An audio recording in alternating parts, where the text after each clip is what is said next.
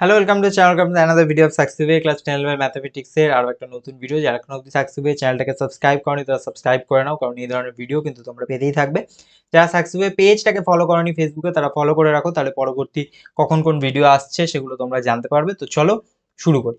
তো দেখো আজকে কি কোয়েশ্চেন রয়েছে। আমরা অলরেডি লম্ববৃত্তাকার শঙ্কু চ্যাপ্টারে রয়েছে এবং বেশ কিছু কোয়েশ্চেন সেখানেও আমাদের হয়ে গেছে। তো যারা এখনো অবধি আগের ভিডিওগুলো দেখোনি তারা চেক আউট করতে পারো, ডেসক্রিপশন বক্স থেকে লিঙ্ক পেয়ে যাবে, অথবা তোমরা চ্যানেলের প্লেলিস্ট থেকে, ইউটিউব চ্যানেলের প্লেলিস্ট থেকেও লিঙ্ক পেয়ে যাবে। তো দেখো দুটি শঙ্কুর আয়তনের অনুপাত 2:3। দুটো শঙ্কুর বলেছে আয়তনের অনুপাত বলছে 2:3, ঠিক আছে। তাদের উচ্চতার অনুপাত 3:2, ঠিক আছে। তার মানে এইটা আমার আয়তনের অনুপাত আর এইটা হচ্ছে আমার উচ্চতার অনুপাত। তাহলে ব্যাসার্ধের অনুপাত কত? ঠিক আছে। তো দেখো আয়তনের অনুপাত উচ্চতার অনুপাত, আমি ফার্স্টে ফর্মুলাগুলো লিখেছি। আমি যখন একটা ফর্মুলা ভি লিখি তখন আমাদের আছে 1/3 পাই আর স্কোয়ার এইচ, তাই না? আচ্ছা, এটা দেখো তোমরা এক্স দিয়েও করতে পারো, বাট এখানে এমনি করেছে। এক্স দিয়েও আমি একটু পরে দরকার হয় বলে দিচ্ছি, ঠিক আছে। দেখো V1 আর V2 ধরেছি দুটো, ঠিক আছে। তার মানে V1 1/3 পাই R1 স্কোয়ার এইচ, 1/3 পাই R2 স্কোয়ার এইচ। এবার V1/V2 এই যে অনুপাত, তার মানে V1 বাই V2 এই অনুপাতটা হচ্ছে 2:3। তার মানে V1 ডিভাইডেড বাই V2 হয়ে যাচ্ছে 2/3। তাই জন্য এখানে 2/3টা বসানো হয়েছে। আর R1 স্কোয়ার R2 স্কোয়ার দেখো ওটা ওরকমই আছে। আর H1 আর H2 এইটা হয়ে যাচ্ছে তাহলে H1 আর H2 3:2, তাই না? তাহলে H1:H2 যদি 3:2 হয়, তার মানে H1/H2 হয়ে যাবে 3/2। তার মানে সেই জন্য এইখানে H1/H2। তার মানে এইটা বেসিক্যালি V1/V2 আর এইটা হচ্ছে H1/H2, ঠিক আছে। এবার এবার এইখান থেকে কি করেছে দেখো, এরকম ছিল। তাহলে এখানে আমি R1 স্কোয়ার আর R2 স্কোয়ারটা রাখলাম, ঠিক আছে। এই যে H3/2 সেটা এদিকে নিয়ে চলে যাও, 2/3 ইন্টু যদি 3/2 হয়, তার মানে এটাও এদিকে যদি যায় তাহলে আবার সেই উল্টে গিয়ে কি হবে, উল্টে গিয়ে 2/3 আসবে। তাই জন্য এখানেও আসবে 2/3। তার মানে এটা কত হচ্ছে 4/9। তার মানে R1 square by R2 square সেটা হয়ে যাচ্ছে 4/9। তার মানে R1/R2 তার হোল স্কোয়ার ইকুয়াল টু 4/9।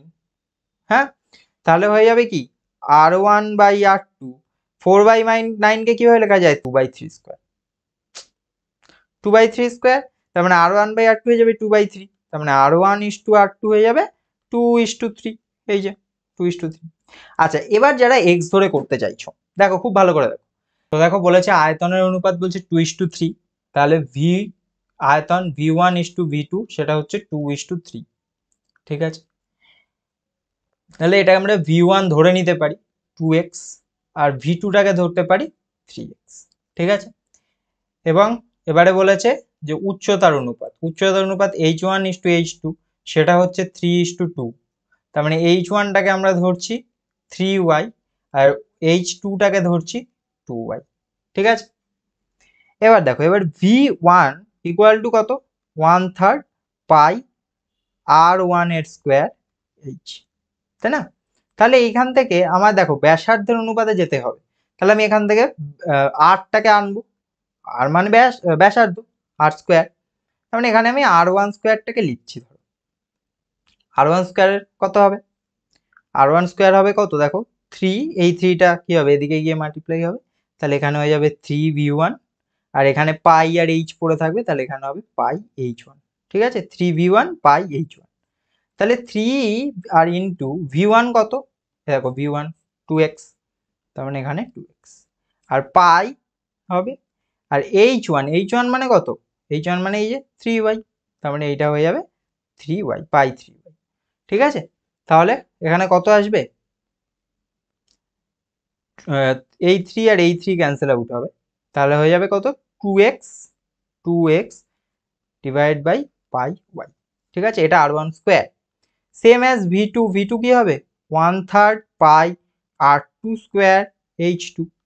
তাহলে R2 স্কোয়ারের যে ভ্যালুটা সেটা কত হবে, সেটাও এইখানে একই হবে, এই 3 দিয়ে দিকে যাবে, তার মানে এখানে 3v2 আর নিচে হয়ে যাবে পাই h2, তাই না?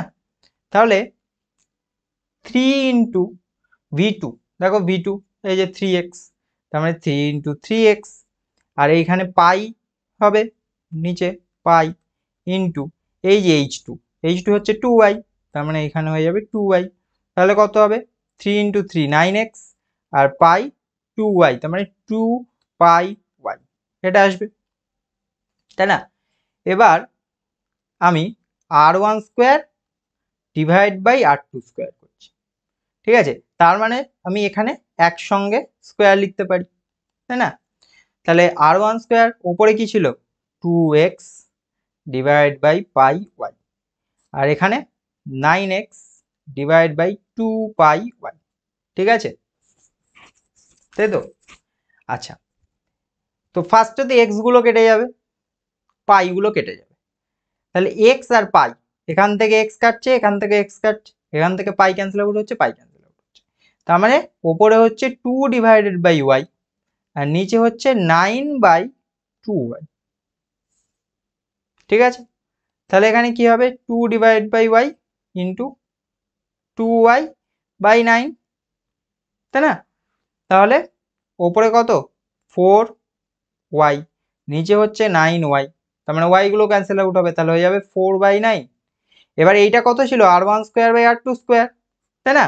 তাহলে r1 বাই r2 এটা কত হবে রুট অফ 4/9, রুট অফ 4/9 মানে হচ্ছে 2/3, তাহলে r1 ইস টু r2 হয়ে গেল 2:3, ঠিক আছে? তাহলে r1 ইস টু r2 হয়ে গেল 2:3, ঠিক আছে? এভাবে করলে একটু বড় হবে, কিন্তু এইভাবে করলে সুবিধাও আছে, কারণ এইখানে এইখানে যে এই দিক থেকে ওদিকে করার সময় যদি প্রবলেম হয় বা ঘুরে যায়, 2:3 3:2 আছে, তাই একটু যদি কমপ্লিকেটেড নাম্বার থাকে সেক্ষেত্রে অসুবিধা হতে পারে, তো এইভাবে করলে ভুল হওয়ার চান্সেসটা কম, ঠিক আছে? তো এই হচ্ছে এই কোয়েশ্চেনের বা এই অঙ্কটা তোমরা করতে পারো। Thank you, keep watching সাকসিবে।